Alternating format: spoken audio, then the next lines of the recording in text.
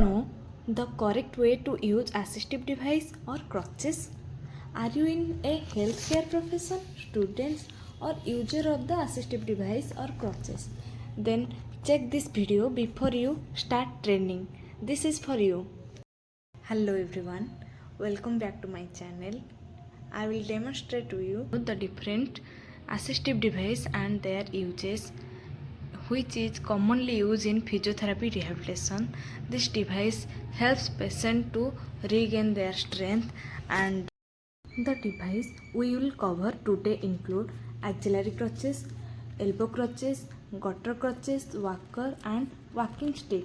This is full informative video how to measure and fit it correctly and demonstrate how to walk with it, and let's start.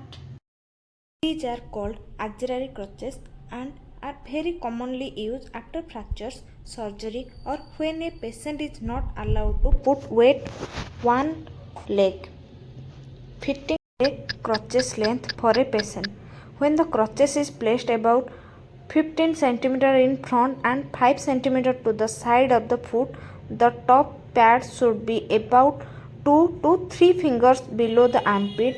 The hand grip should be at the level of the wrist crutches so that when the patient holds it, the elbow is slightly bent about 20 to 30 degrees. The patient should never rest their body weight on their armpit because this can cause nerve damage.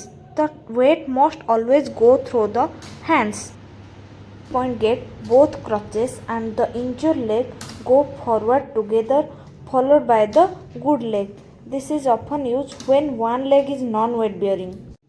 In the 2-point gait, the right crutch and left leg move together, then the left crutch and the right leg move together. This is the faster and more natural video. The 4-point gait.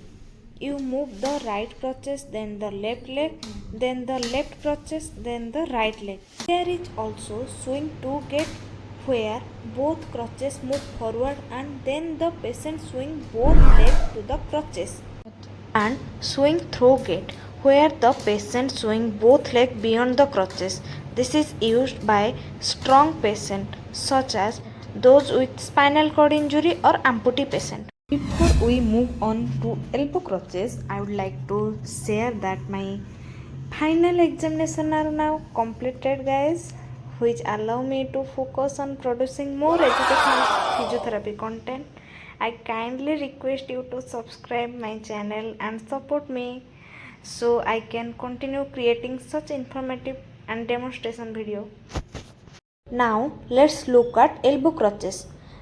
These are lighter and easier to carry than axillary crutches, and they are especially useful for the patient who need long-term uses, such as those with permanent weakness. Elbow crutches. The cup should be about 2 to 3 cm below the elbow, and the hand grip again should allow about 20 to 30 degree of elbow bend. The gait pattern are similar to axillary crutches like 2-point, 3-point or swing through gait. They require more balance but are very practical for long-term independence.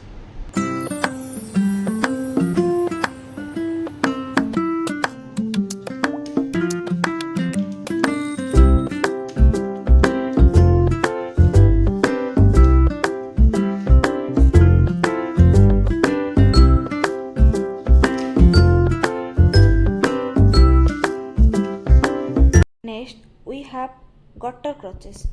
These are designed for patients who cannot bear weight through their wrist or hand, for example due to arthritis or rheumatoid arthritis or wrist fracture or any deformity. Here the forearm rests on a padded and strap secure it in place. The elbow is kept around 90 degree. When walking, the patient support weight through the forearm, not the wrist or hand.